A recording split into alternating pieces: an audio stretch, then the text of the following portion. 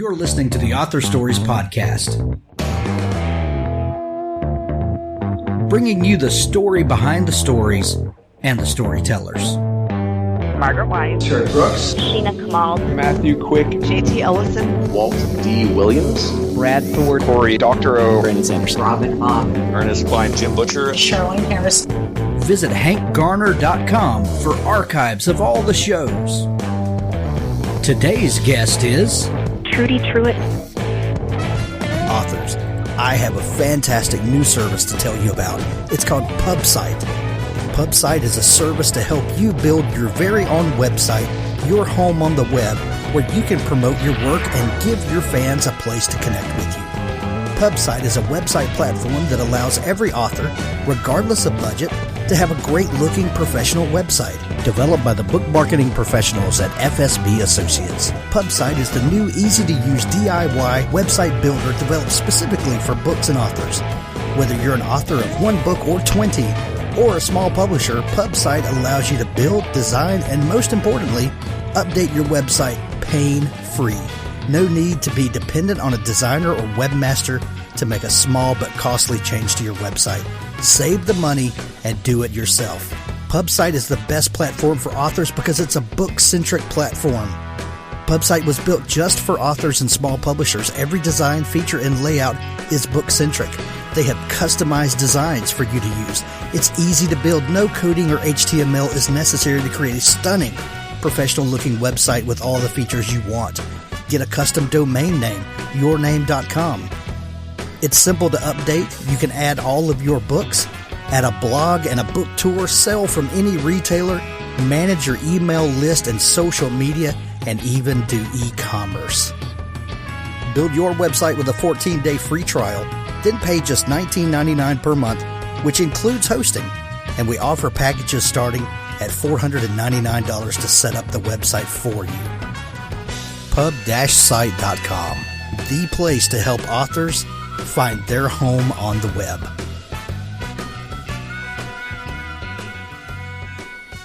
Well, thanks for joining me again for the Author Stories Podcast, where I bring you the story behind the stories and the storytellers.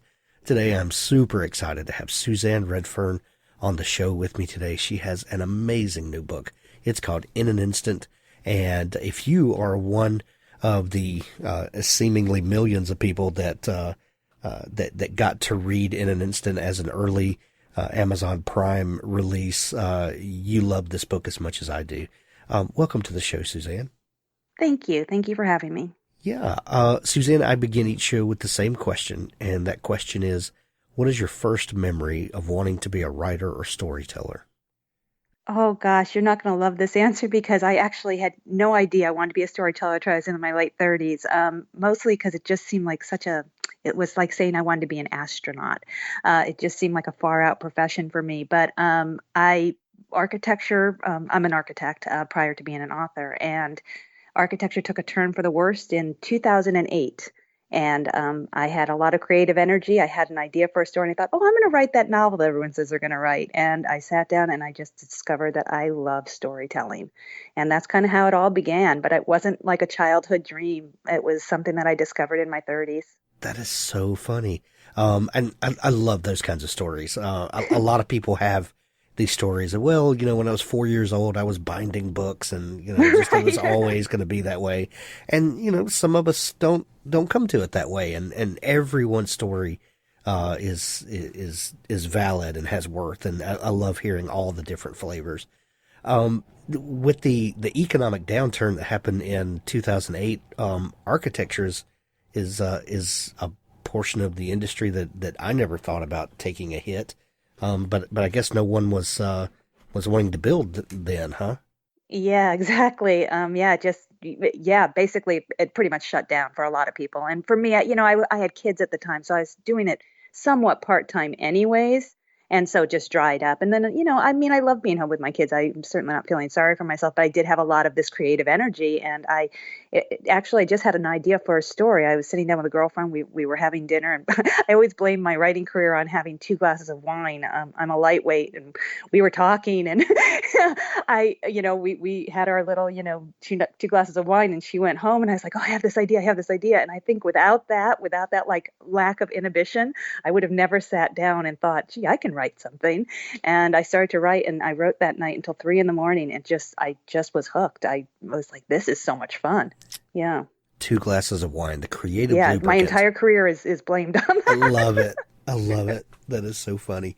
Were you a bookish kid when you were little? Did you read a lot? I definitely read. I would just get so immersed in the stories. And I think that's kind of, they would just grab hold of me. And, my nights would be filled with them. My days would be filled with them. I'd be having conversations with the characters. So I think it was just that feeling of falling. And it's such a different medium. It's so different than television or radio or music. I mean, in the sense that you can really become part of it. And I don't know what that magic spell is that books can do to you, but I think that's what I felt all through my life with books. I love it. When this epiphany happened, after the 2 glasses of wine, what was that first idea that jumped in you that came alive?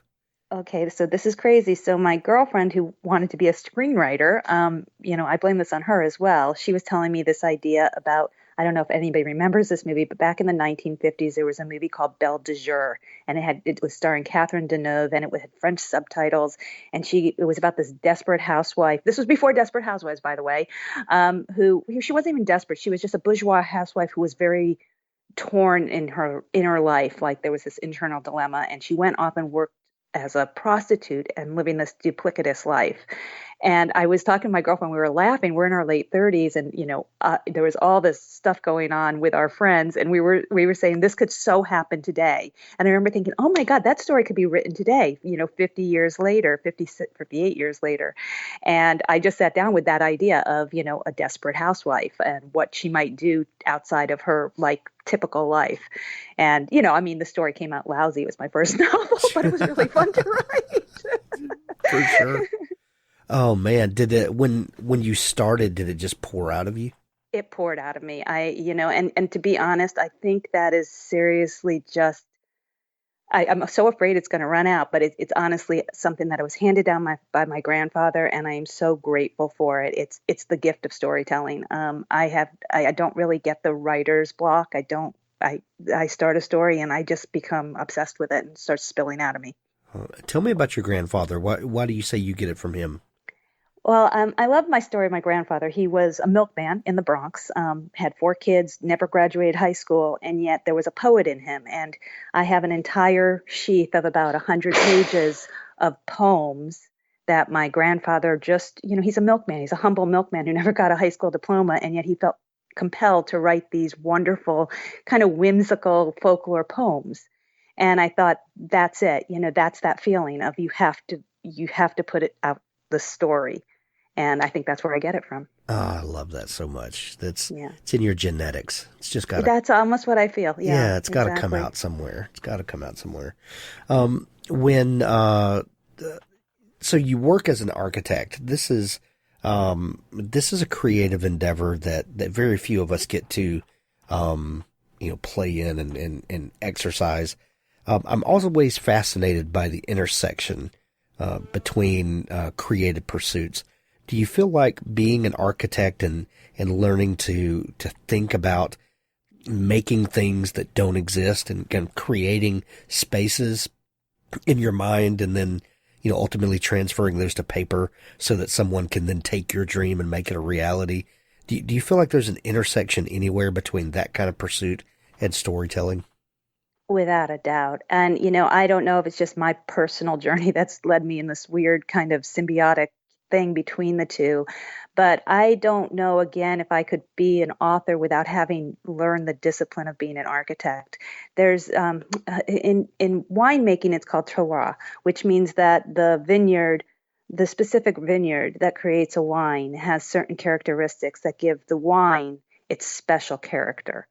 And the wine already knows what it wants to be based on the site and the setting. And in architecture, that's always what I believe, that whatever project I was given, to some extent, it already knew what it wanted to be. And I was just the person that was channeling that onto the paper. Now, obviously, I'm the one that's doing it. It's not some mystical thing, but I always felt like there was some sort of, it already knew. And I feel like in writing, there's this faith that you have to have when you sit down, this kind of like, I know it's all going to pull together, and I know the story is going to lead me to where it wants to go. And there's this incredible, you almost have to like take a leap of faith. You're like diving into the deep end and hoping that you're going to learn how to swim. But that same feeling comes into my writing as it did with architecture.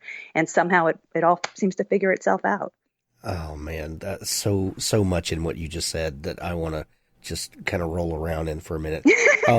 There's this idea of the thing knowing what it wants to be. We writers are people, and a lot of other creative, artists. I'm sure this applies to them as well. But we're writers. This is what we know. We straddle these worlds between kind of the ethereal and pulling things down out of somewhere else. Where do ideas come from? And that's the question everybody wants to ask, because the truth is ideas are everywhere. You just need to open your ears and eyes. But why are they out there? And it's, you can debate the ethereal nature of that all you want to. But then at the same time, you need to approach your craft as a professional, and you need to, one of the biggest things that you learn is that putting your butt in the chair and your hands on the keyboard, that's what makes novels, come out. That's it. Otherwise, it's nothing. But because we can walk around with our head in the clouds all day long, but if we don't, put action to it, then, so there's this kind of dichotomy of being a professional versus being, this artist, kind of, and it doesn't capital all A artist. come out good, and it doesn't all come out smooth, and it's certainly no, just straight line. I mean, I always say I write 800 pages to get 400 pages because I take a lot of wrong turns. It's recognizing those wrong turns and again, allowing that kind of flow to come back to where it wants to go. That is really important. Yeah. So I can assume, because you're the way you just described your writing, is that you are a discovery writer. You're not plotting this out beforehand. Yeah, I am a pantser to the millionth degree, which means I fly by the seat of my pants. I don't plot out. The only thing is, like in a story like this particular one, where there's 11 storylines. I mean, we have 11 characters. There's kind of no way to just fly by the seat of your pants entirely. I'm allowing the story to flow, but I also know that all of these storylines have to at some point intersect. So I will along the way write notes to myself like, oh, this has to happen so that this person ends up back in the story, So I'll give myself notes knowing that I have to come back in this direction or that direction. Well, when that first book that you wrote, because you had not taken classes, you did not study to be a writer. Not that you have to. That's not what I'm getting at. But you were discovering the process of writing as you were discovering a story. What did that first experience bring to you that you're still using to this day? How bad I was.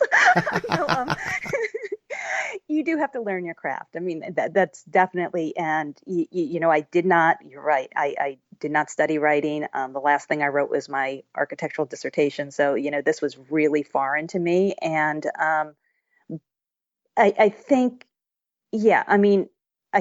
from that very first story, first of all, I learned storytelling is just something that is, like I said, it just comes out of you. But then you do have to go back. I mean, I must have rewritten that story 32 times. And what I did do is, realizing how bad I was, I went to Barnes and Noble and I literally bought every book I could find on writing, and I read every single one of them. And so I did do the work in terms of teaching myself the craft. And now I've gotten so much better, even from doing all that, time and having editors and, having people work with you. It just elevates, and you have to have ears. You have to open yourself up to learning as well, and not be hard-headed and, just to dog it and saying, I know what I'm doing, Right. Did you, when you read books on craft, you will get all kinds of advice, and some of it, if you read two books on craft back to back, Right. you can get completely different advice, and both of them will tell you this is the only way to do it. We say that kind of tongue in cheek, but do you remember going through those books, and did you ever get to a point where you're like, I don't know how these people do it. They're not having the same experience that I am. Without a doubt.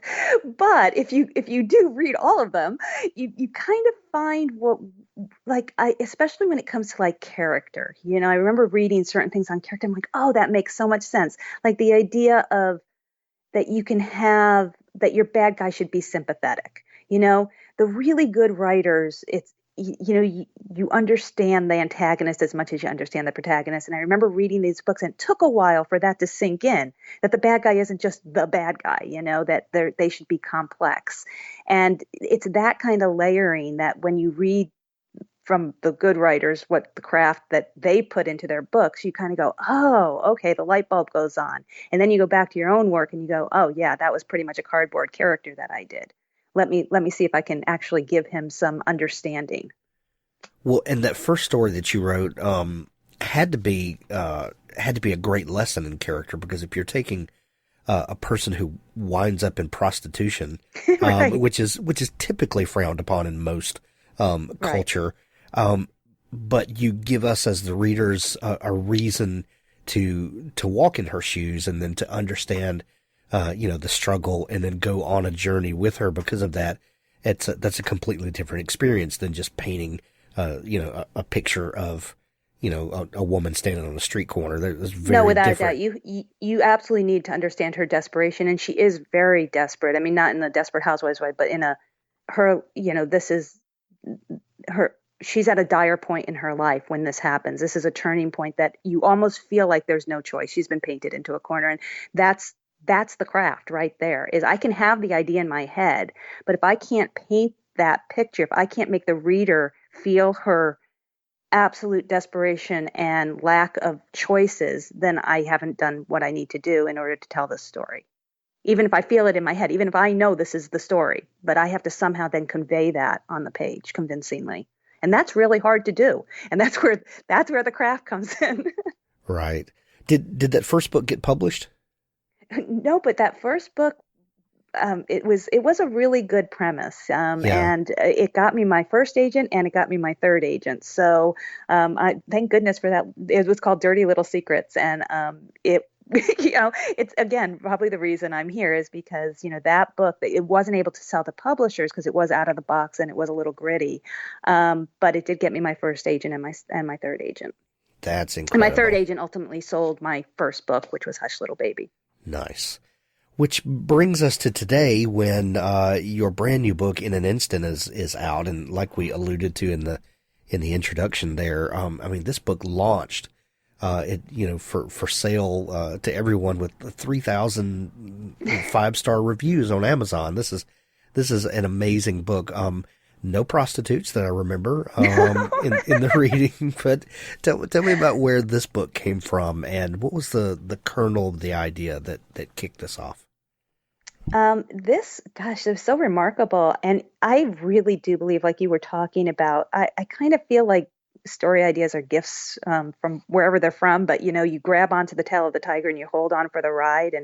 And so I was skiing with my kids, and I was in a chairlift, and it was freezing cold. It was one of those blizzardy days. And we were about halfway up the chairlift, and I had this visceral memory come back to me, which I hadn't thought about because this memory came back from when I was 8 years old. And again, I was in my 30s, maybe my early 40s when this happened. And I'm on the chairlift with my kids. And I remember when I was 8 years old, my dad and my uncle and my uncle's two kids and my brother, we all had gone for a hike in upper state New York, and anybody who's from that area knows weather can change there very, very quickly. It can be a beautiful spring day, and then suddenly a blizzard hits. So we had gone for a hike, and this was before cell phones and, all that kind of stuff. And we had gotten about to the peak of the mountain, and suddenly a blizzard hit, and we had no choice. Well, my uncle said we weren't dressed for the weather, and he goes, we're going to break into this little tiny hunting cabin that was up there. And so he I remember, there's little glimpses of memory that are very vivid and some that I don't remember that well, but I remember him grabbing a big rock and he either broke the door or he broke the window. I can't remember which one exactly. And we get into this little tiny hunting cabin, which is nothing but four walls and this one bench. And my dad very heroically says, I'm going to run down for help. So my dad leaves and he leaves me with my uncle and his two boys, and that's me and my brother. And the four kids are sitting on the bench. And my uncle, who was a dentist, so he has some medical training, knew that it was really cold up there. His boys are complaining and crying. My brother, who is still to this day extremely stoic, did nothing. So my older brother, I'm sitting next to him. So of course I did nothing. I just followed what my older brother was doing. And my uncle is going back and forth between his two boys, and he's taking off their gloves and he's rubbing their fingers, and he's taking off their boots and he's rubbing their feet, and he's consoling them. Meanwhile, my brother and I are just sitting there. And all I can remember is just how cold it was. It was the kind of cold that literally goes right through you, where you feel like it's like all the way into your bones. And I don't know how long we were sitting there, but it must have been a long time. Finally, a rescue Jeep comes up and it takes us down, and paramedics are waiting. And my uncle's two boys are fine.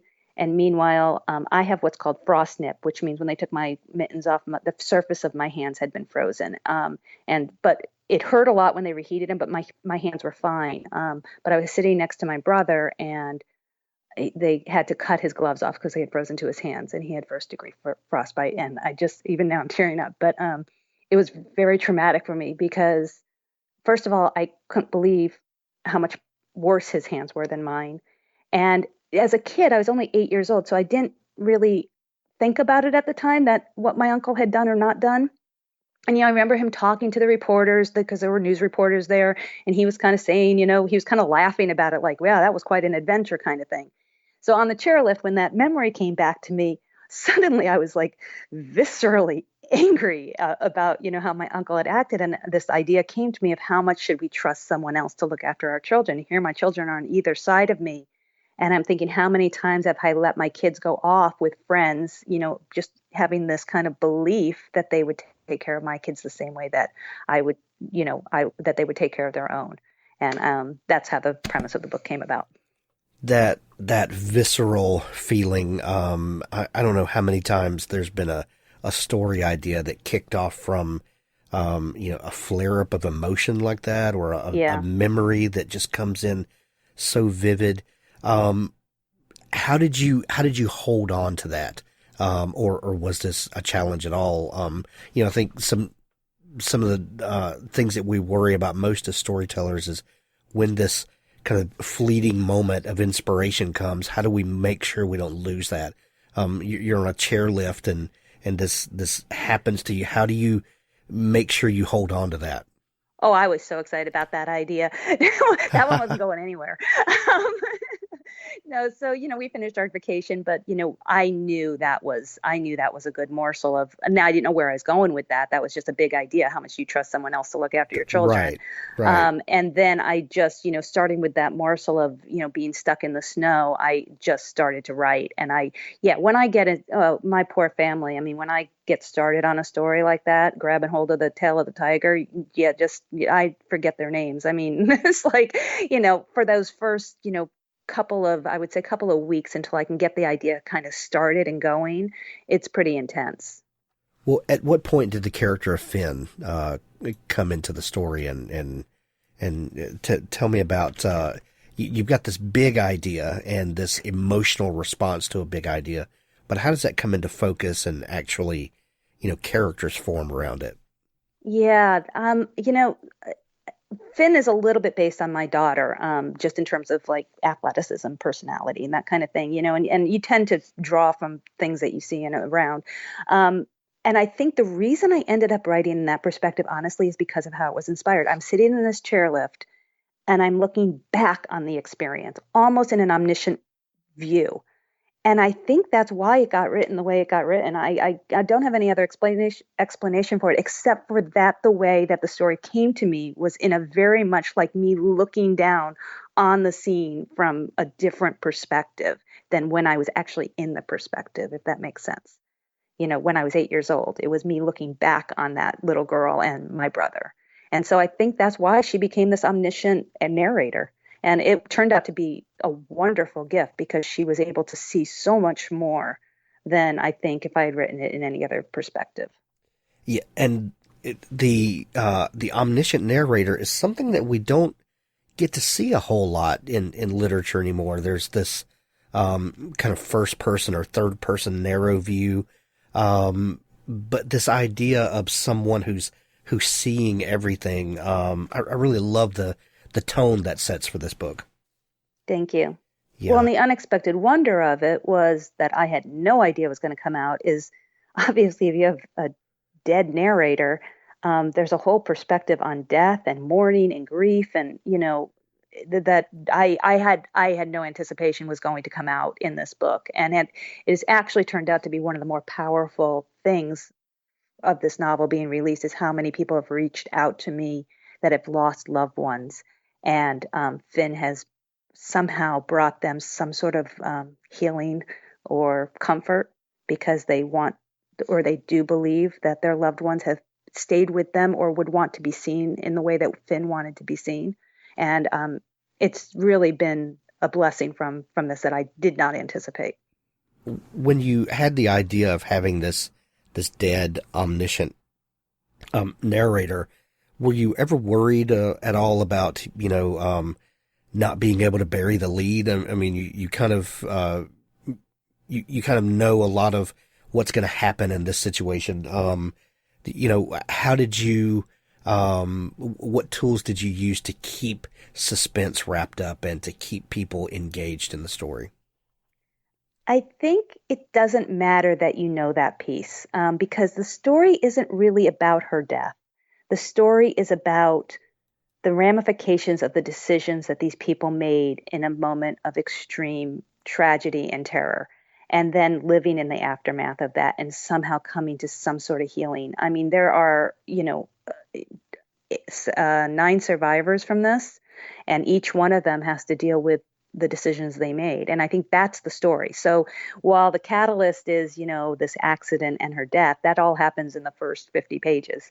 And then the rest of the book is really about what happens after. So we've kind of talked around it, but what is the premise of the book? There's this, we know there's Finn and there's a car accident. Kind of set it up for those who are not familiar with it. Yeah. So the story is about a car accident that happens up in the mountains, and it's a story of survival in the first, like I said, first third of the book, and each character has to make decisions on how much they're going to protect themselves as opposed to how much loyalty they have to those around them. And it's choices between friends, between family, between strangers. And I purposely set it up this way so that there's very difficult decisions to make. And then the aftermath is kind of each person coming to grips with that. And what's interesting is those who have the least conscience seem to be the ones that get over it the quickest. And so I think as a reader, you're reading this and hopefully you're getting upset with the fact that the people that probably acted the most heroic are struggling the most, even with the decisions that they did make. And that's really what it's about, is them somehow finding a way and also finding justice. There's also a part of it that, you're reading along, you're going, it's kind of like the Uncle Bob thing, in my case, where everyone just went on. And I think to me personally, I was like, well, that's not really right that he just kind of went off and actually was a hero. Like if I actually have the newspaper clippings from when I was a little girl and, they're talking about how heroic he was and my dad isn't even mentioned. And, truthfully, my dad's the one that ran down and, so there's an element of that too, where the Uncle Bob in the book is actually being revered. And, meanwhile, hopefully the reader's getting upset because they realize that Uncle Bob was not really a hero at all.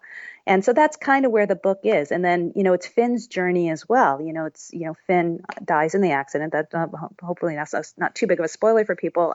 But it's her journey as well, because, she died so suddenly and she's watching the people she loves struggling to move forward. And in order for her to move on, I think she needs some peace and closure. And that's kind of what the rest of the journey is. Right. One of the reviews, it is titled, and I was just scrolling past and this jumped out at me, heartbreaking, but I would not have missed this book for the world. At the end, when people are finished with this book and they close the back cover, what do you hope they're left with? I hope they're left with oh gosh, you know what I hope they're left with? I hope they're left with just embracing their families and feeling grateful for what they have, and I don't know, somehow realizing what's important and what's not. I mean, this book is so much about loss, but it's also about joy, and it's about, just embracing the moment, I think, and also forgiveness and moving forward. Yeah, I think it's all those things. So I hope when they walk away, first of all, I hope they're not just entirely sad, because there is a lot of humor and lightness in the book as well. And and so I hope they walk away just with their hearts kind of full, and also just reflecting on their families and what they have. The book is called In an Instant. It's out available everywhere now in Kindle edition and paperback and audio book. I love this book so much, Suzanne. I'm recommending it to everyone. There's links to it in the show notes in this episode. If people are just learning about you and want to dig into all the great stuff you do, is there a place they can connect with you online? I have a website, SuzanneRedfearn.com. So, and my email's on there. I love hearing from readers. It's my favorite part of this whole journey. So if you feel like you want to reach out and say something, I would love to engage. So, yeah. Absolutely. We'll be sure to add links to the show notes for all the ways they can contact you, and we'll send everyone to see you. Thank you so much for taking time to come on the show, Suzanne. Thank you. Stay tuned now for an audiobook excerpt from Richard Fox's The Ember War. The near future. The probe slowed as the sun's heliosphere disrupted the graviton wave it rode in on from the abyss of deep space. Awakened by the sudden deceleration, the probe absorbed the electromagnetic spectrum utilized by its target species and assessed the technological sophistication of the sole sentient species on Earth. The probe adjusted its course to take it into the system's primary. If the humans couldn't survive, with its help, what was to come, then the probe would annihilate itself. There would be no trace of it for the enemy, and no chance of humanity's existence beyond the time it had until the enemy arrived. The probe analyzed filed patents, military expenditures, birth rates, mathematical advancement, and space exploration. The first assessment fell within the margin of error of survival and extinction for humanity. The probe's programming allowed for limited, autonomous decision-making, choice being a rare luxury for the probe's class of artificial intelligence. The probe found itself in a position to choose between ending its mission in the sun's fire and a mathematically improbable defense of humanity, and the potential compromise of its much larger mission. Given the rare opportunity to make its own decision, the probe opted to dither. In the week it took to pass into Jupiter's orbit, the probe took in more data. It scoured the internet for factors to add to the assessment, but the assessment remained the same. Unlikely, but possible. By the time it shot past Mars, the probe still hadn't made a decision. As the time to adjust course for Earth or continue into the Sun approached, the probe conducted a final scan of cloud storage servers for any new information, and found something interesting. While the new information made only a negligible impact on the assessment, the probe adjusted course to Earth. It hadn't traveled all this way for nothing. In the desert south of Phoenix, Arizona, it landed with no more fanfare than a slight thump and a few startled cows. Then it broke into the local cell network and made a call. Mark Ibarra awoke to his phone ringing at max volume, playing a pop ditty that he hated with vehemence. He rolled off the mattress that lay on the floor and crawled on his hands and knees to where his cell was recharging. His roommate, who paid the majority of their rent and got to sleep on an actual bed, grumbled and let off a slew of slurred insults. Mark reached his cell and slapped at it until the offending music ended. He blinked sleep from his eyes and tried to focus on the caller's name on the screen.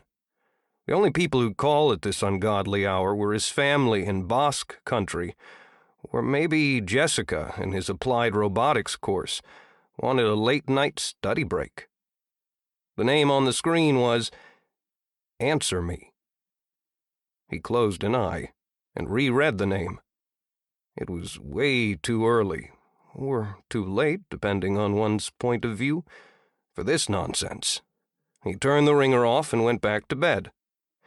Sleep was about to claim him when the phone rang again, just as loudly as last time, but now with a disco anthem. "Seriously?" his roommate slurred. Mark declined the call and powered the phone off. He flopped back on his bed and curled into his blanket. To hell with my first class, he thought. Arizona State University had a lax attendance policy, one which he'd abused for nights like this. The cell erupted with big band music. Mark took his head out from beneath the covers and looked at his phone like it was a thing possessed. The phone vibrated so hard that it practically danced a jig on the floor, and the screen flashed "Answer Me" over and over again as music blared. "Dude," said his roommate, now sitting up in his bed. Mark swiped the phone off the charging cord, and the music stopped. The caller's name undulated with a rainbow of colors, and an arrow appeared on the screen, pointing to the button he had to press to answer the call. When did I get this app? He thought. Mark sighed and left the bedroom, meandering into the hallway bathroom with the grace of a zombie. The battered mattress he slept on played hell with his back and left him stiff every morning. Dropping his boxers, he took a seat on the toilet and answered the call, determined to return this caller's civility with some interesting background noise. "What?" he murmured. "Mark Ibarra. I need to see you." The voice was mechanical, asexual in its monotone. "Do you have any friggin' idea what time it is? Wait, who the hell is this?" "You must come to me immediately. We must discuss the mathematical proof you have stored in document title This Can't Be Right. Doc. Mark shot to his feet. The boxers around his ankles tripped him up, and he stumbled out of the bathroom and fell against the wall. His elbow punched a hole in the drywall, and the cell clattered to the floor. He scooped the phone back up and struggled to breathe as a sudden asthma attack came over him. How? He couldn't finish his question until he found his inhaler in the kitchen, mere steps away in the tiny apartment. He took a deep breath from the inhaler and felt the tightness leave his lungs. That someone knew of his proof was impossible. He'd finished it earlier that night and had encrypted it several times before loading it into a cloud file that shouldn't have been linked to him in any way. "How do you know about that?" he asked.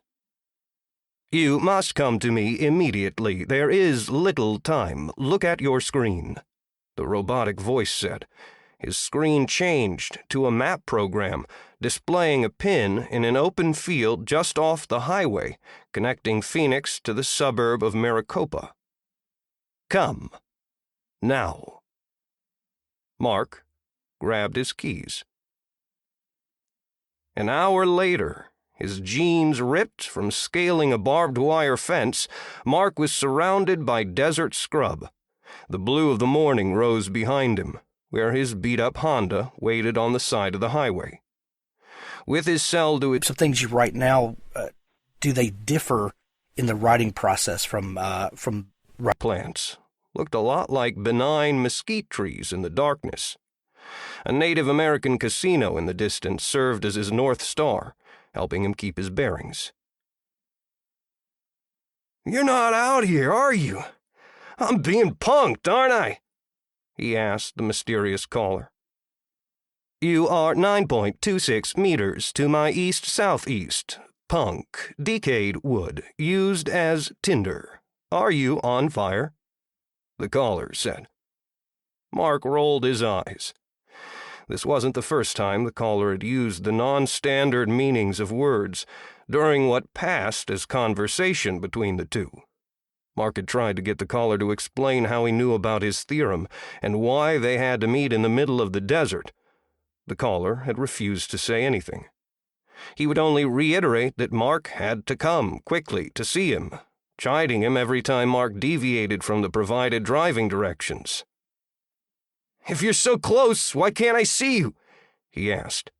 He took a few steps in what he thought was a northwesterly direction and squished into a cow patty.